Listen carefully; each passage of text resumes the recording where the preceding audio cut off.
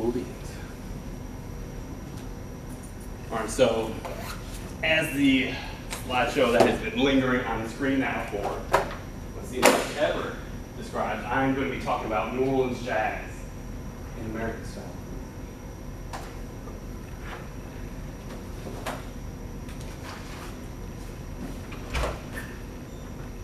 So, to save myself from rambling, I am going to be sticking to a script, but it's also because I've got a lot of stuff I'm trying to quote that I obviously can't take credit for the research, and I don't want to butcher, the sources I've used in this presentation. So, New Orleans jazz is really an American style of music, but it's also black music. And what I really want to kind of first identify is what makes music black. So, black music is not a specific genre, but rather reflects a grouping in terms of a loose definition which encompasses music produced or inspired by black people, including African American music traditions and African popular music, as well as the music genres of the African diaspora, including Afro-Caribbean music and African American music. So as we've all discussed prior in this class, race may not have any basis in biology or physical sciences. However, race still has a real impact on countless lives. So the various styles of music created by black people have more to do with their surroundings, physical and social, than any physiological predisposition. This is not only true for how African American music evolved, but traditional African music as well. So let's take a look then at the environments that affected the development of the traditional African music, so we can understand how they affected the evolution of African American music. So as obvious as it seems, it's worth noting how important the physical landscape is on how music sounds.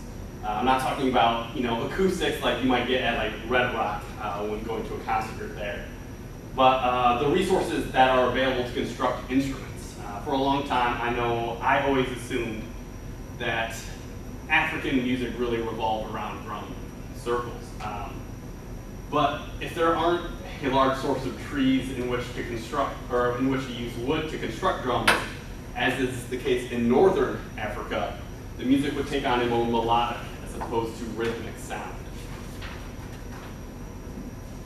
So not only did the physical environment, but the religious environment really affected the evolution of music in Africa as well. It's no coincidence that the natural boundaries of the physical map also coincide with how Western religion spread throughout the continent of Africa. Islam, having gotten its start and perpetuated through landlocked caravans, would have gone as far as the terrain would let it. So as we see here, the Muslim portion of Africa really coincides with where there's less dense forests and obstacles to actually get through. Christianity, namely Catholicism, would have to reach sub-Saharan Africa by Portuguese ships. The Congo had a coherent non-Islamic religious tradition. Nonetheless, contact with the Portuguese led the Manicongo and his court to explore Christianity. In regions of intense contact with the Portuguese, African peoples incorporated elements of European culture, technology, and belief. That came from exploration of inequality and resistance.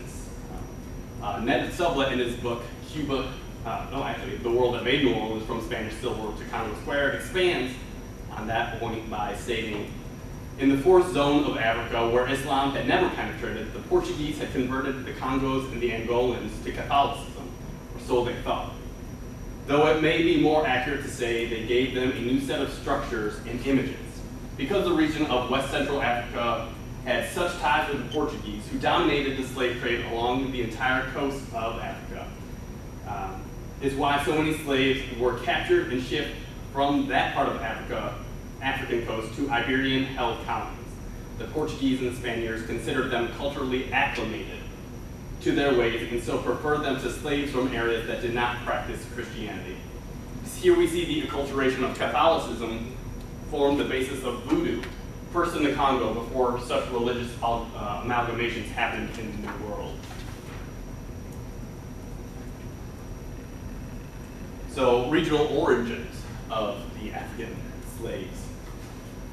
When talking about the differences between how and why Afro-Cuban and African-American music developed in very distinctive ways in the book Cuba and Its Music, Ned Sublette identified the effect both geography and religion had on the evolution of music in both America and Cuba. He states, slaves from the Senegalese port were excluded from Cuba when King Carlos of Spain forbade the importation of Africans. So Senegalese would have been around the Senegambia region. So when King Carlos of Spain forbade the importation of Africans raised with Moors in 1526. So there was no broad penetration of music from Islamicized Africa at the time. Afro-Cuban culture was first being formed. Not having had to battle Muslims out of their territory like those on the Iberian Peninsula finally accomplished in 1492, the French and English had no qualms importing slaves from the Islamic regions in Africa. Senegambia was also closer to French and British colonies, making it the preferred port for slave embarkation early on. Sublette continues in Cuba in its music. It would seem logical that the unifying effect of Islamization was felt in the music of Sahelian West Africa. And once transported to the New World, that identity would have maintained itself, even with so many forces operating to deny African Americans cultural cohesion. The presence of Griot Africa in concentrated enclaves seems to have been crucial in defining a basic field of Black American music during the early formative stages of its development. The first crush of Africans then would have laid down their swing for later Black American musicians to add to. So these next few graphs actually come from the database slavevoyages.org. And they all kind of tell the tale of what regions slaves had come from, or come to New Orleans from. So as we can see here, the majority of slaves came from either the Senegambia region, which was in that northwestern part, or the west central Africa in St. Helena. So that would have been this region here. So these two regions is where the majority of slaves that went to New Orleans ended up coming from.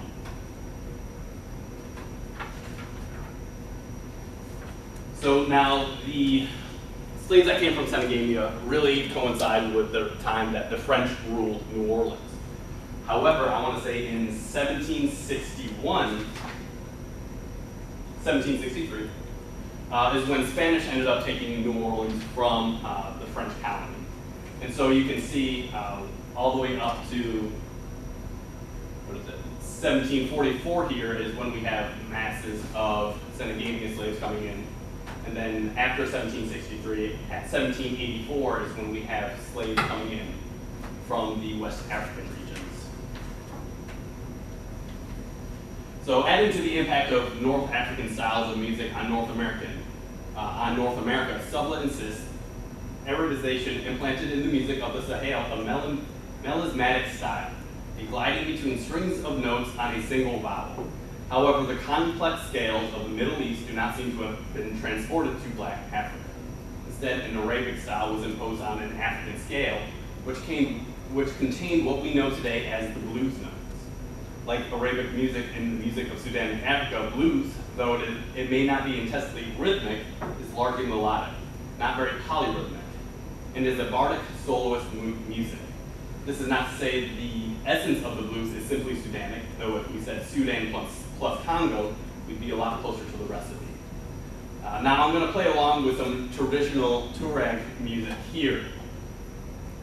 The Tuareg people are a large Berber ethnic confederation. They principally inhabit the Sahara in a vast area stretching from far southwestern Libya to southern Algeria, Niger, Mali, and Burkina Faso. Traditionally nomadic pastoralists, small groups of the Tuaregs are also found in northern Nigeria. Hopefully I'll be able to demonstrate that you can hear the Islamic influence and how it was the prototype to how the blues ended up evolving. So this is in a sort of 3/4 form.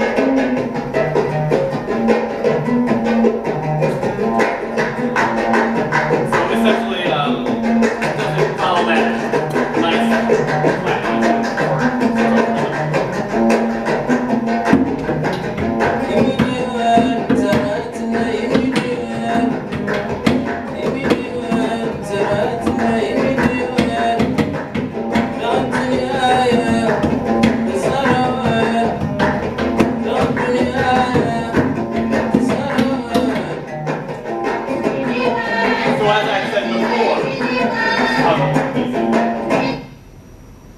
It is not a polyrhythmic style of music. There's definitely still melody going on, but it's still very rhythmic. Now, Sublette also stated in Cuba in his music, if we wanted to be provocative, we could call the Spanish period of Louisiana, so 1763 through 1801, the Cuban period, though Cuba was not yet a nation, or even more to the point, the Congo period. One of the most important factors in the Cubanization of New Orleans was the Congoization of the city, something that also established a continuity with the heavily Congo black culture of Saint Domingue. If we want to have some idea of what Congo culture in New Orleans might have been like, all we have to do today is visit Cuba. Much easier said than done. The island still lives and breathes explicitly African culture, and perhaps the most influential of those traditions is the Congo religion known in Cuba as Palo. Presumably something like the practices that may have gone on at a Palero's house in Cuba today went on in Spanish New Orleans. Now it will suffice to quote something Robert Ferris Thompson said to Sublette. We're not talking about a single feeble thread coming from Congo. We're talking about a coaxial cable, one that is most heavily associated with funerals. The Congo idea of the funeral is to send the dead off with a lot of music. You don't want them going sad to the other world. They may come back to haunt you. That's the rationale which Thompson would argue was the secret rationale behind the jazz funeral in New Orleans. Dice salam alaikum. Alaikum salam. Dice salam alaikum. Alaikum salam. So this is where we start to hear those polyrhythms. Rhythms played on top of one another to kind of produce.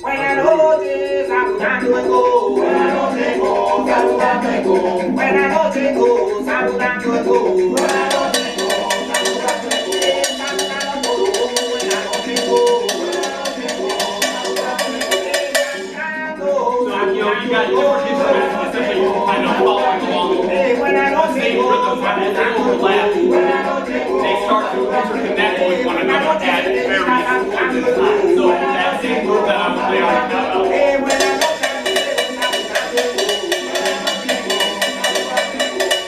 I can play this essentially throughout the entire song, whereas what would be played on the actual Jamaican conga.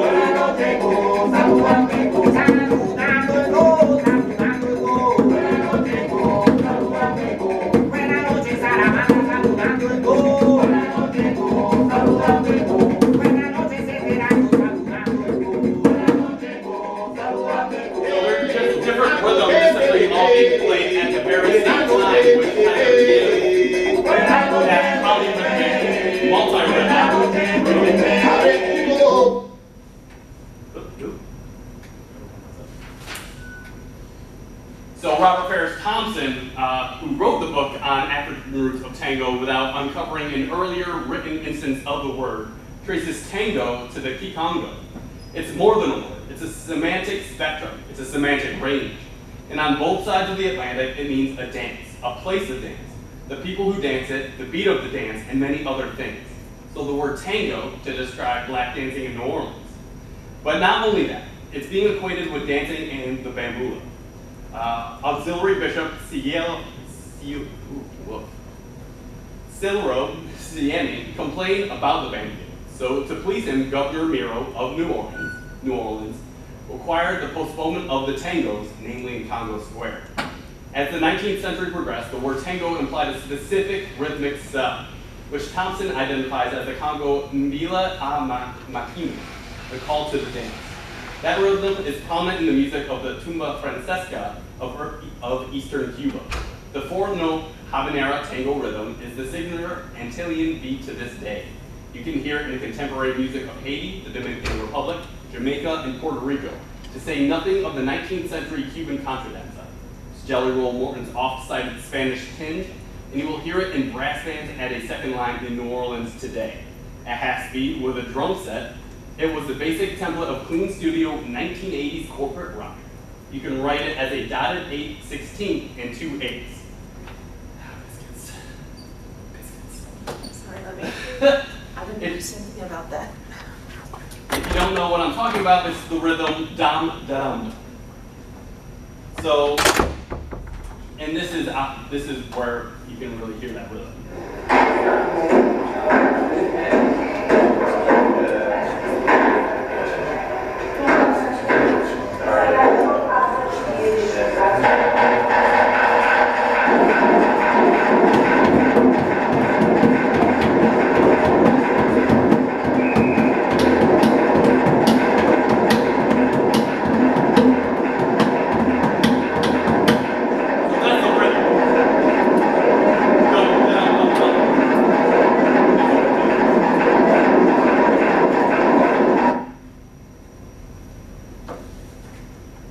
All these styles you would have you heard here and more were probably played in the sacred place in New Orleans called Congo Square.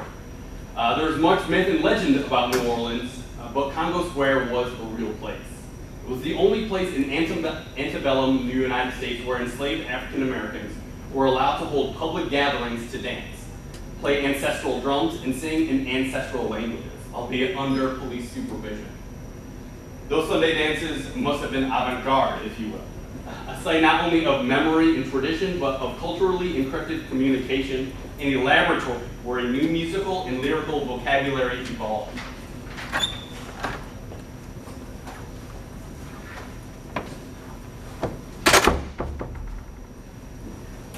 So what that essentially looks like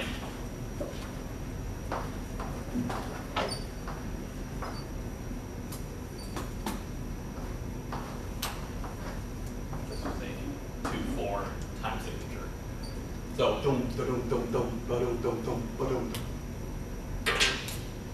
so why New Orleans? There are really 4 reasons that Sublette ends up identifying in his book. So there's a French influence. Actually, in Louis Armstrong and American Genius, James Lincoln Collier states that the French of Louisiana took it as a given that people should enjoy themselves. They believed in wine and good food, in music and dancing. And they believed that too much was just enough, because they looked not to London for morals and mores, but to Paris, then dominated intellectually by free-thinking philosophers of the Enlightenment. There's also the musical tradition. New Orleans has always been a musical city with symphony orchestras, marching bands, and dance groups by the scores. At times, there were 3 opera companies playing at once. And as early as the 1830s, there was a Negro Philharmonic Society which gave regular concerts. Music also was customary accompaniment for almost any event. There was music at weddings and funerals. Bands played for picnics, parties, store openings, even athletic events, and of course, just for the pleasure of it. Both of those quotes came from Collier. Being a southern city, street bands could play year-round without the looming threat of winter to rain, or more accurately, snow on their parades. So there's also the tradition of dancing. Collier goes on to explain why music was so prevalent throughout the city. A principal cause of this lust for music was the role that dancing played in social life of New Orleans. Now, of course, dancing had been popular throughout the United States and certainly wasn't something unique to the Crescent City. But in New Orleans, it was carried to incredible excess, according to a northern visitor. And what is jazz if not dancing? In his book, The Creation of Jazz, Burton W. Peretti writes, jazz, like most African-American music, was inseparable from group dancing. So why is dancing almost always associated with African-American music, like Peretti claims? Collier provides us with masterful insight into said question. Music has particularly important place. These impoverished and badly educated people had little else in the way of entertainment. They had no novels or poetry because many of them could not read or could only on a low level. They had no painting, no opera, no theater, no ballet, because they were borrowed from the museums and performance halls. All they had was the music they made, and to a lesser extent, the dances they danced. Ultimately, music, which substituted for television, theater, radio, and the rest, was of critical importance to them. So music helped to promote dancing, and dancing in turn helped to promote music, a never-ending cycle that helped to promote a sense of belonging, a community, and all those who participated. So this really kind of reflects back on this idea that our environment really constructs what we're able to do. And so this leads me obviously to segregation and integration. Martin Williams poses in his book, The Jazz Tradition, that New Orleans style evolved as the musical sophistication of the downtown colored Creole players who came together with the earlier passion and rhythmic vitality of the uptown black performers. Put it briefly, European melody and harmony plus blues feeling. To elaborate on the consequential differences between uptown and downtown, Collier breaks it down as such. This black Storyville, essentially the red light district of New Orleans, and the area around it was primarily a black ghetto, and the whole is referred to in the memories of the pioneer jazz musicians as uptown, as opposed to downtown, the Creole-dominated French Quarter. The friction between the black Creoles and the African Americans would be what would start the fire of jazz. Collier explains, there's no doubt that the black Creoles played a very large part in shaping of early jazz. We have seen at the turn of the century the older black Creoles, who have grown up before the imposition of the black codes in 1894, were desperate to hold themselves above the mainstream blacks whom they saw as rough, ignorant laborers. But a younger generation of black Creoles who had grown up with the new laws and took for granted that they would be lumped with the mainstream blacks was intrigued by the rough music of Buddy Bolden and the others, rags and the blues particularly. They would attempt to play this music, so different from the polite waltzes and lancers their parents hoped they would play. So, La Bamboula Danse de Negres was a piano piece composed in 1848 to international acclaim by the 18-year-old Dominican-descended New Orleans piano prodigy Louis Moreau Gottschalk. He lived from 1830 to 1870. As a toddler, he lived briefly on Rampart Street, about half a mile down from Congo Square, at a time when the dances were still active. And he would have, like other New Orleanians in the part of town, been familiar with the sound of the square. Some have suggested that Gottschalk was not trying to evoke the sound of Congo Square literally in the piece, but Sublette thinks Gottschalk was telling us something. When they danced the bambula at Congo Square, they repeated that rhythm over and over, the way Gottschalk's piano piece does. And you'll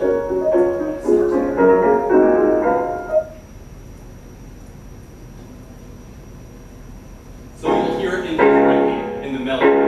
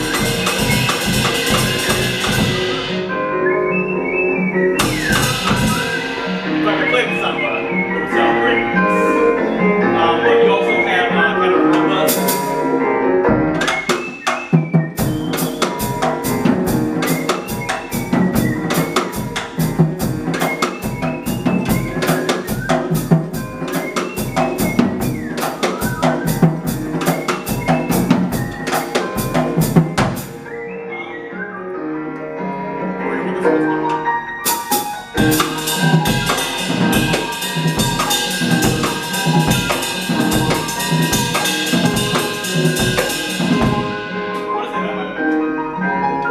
you can still hear kind of a little bit of funk into it.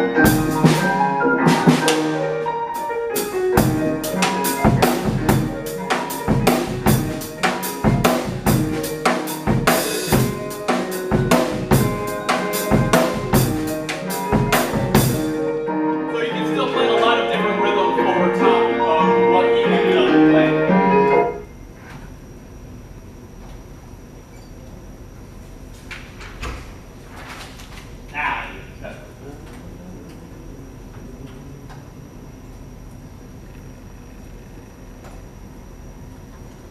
So Dr. John was another New Orleanian musician who you could really hear. A lot of the former New Orleans influences now on top of a lot of more prominent American styles, including funk. So right place, wrong time, has a great funk feel to it. The world that made New Orleans so that offers now funk and long been associated with this sort of state of power. I've been in the right place, By the 70s. but it's never been the wrong time. Sorry, Dr. John. I was in the right place. Funk had acquired the meaning a strong smell or stink. The first known instance of that coming from America. By the 17th century, funk had acquired the meaning a strong smell or stink. The first known instance of that comes from America in a 1623 letter written from Virginia that complains of the smell during a transatlantic crossing. Betwixt depths there can hardly a man fetch his breath, by reason there ariseth such a funk in the night that it causes putrefaction of the blood. While the inhumane conditions of the slave ship travel are well known, this letter was not about a slave ship.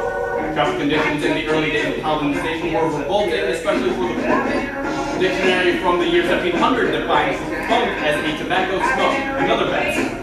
It appears that the polyglot linguistic environment of early colonial slavery, the word was more likely to be taken up if it could be identified with a meaning in both European and African languages.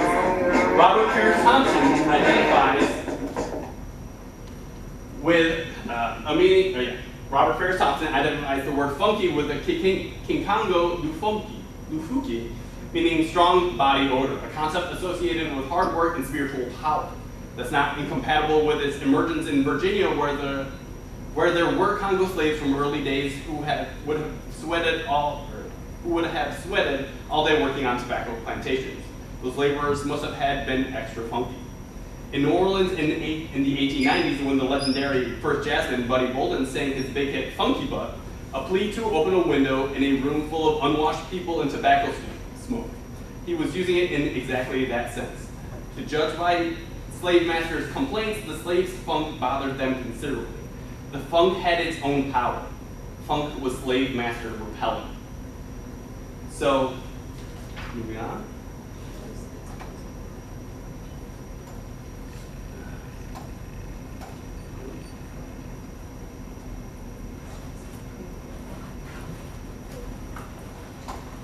So I'm just going to move on to the final song.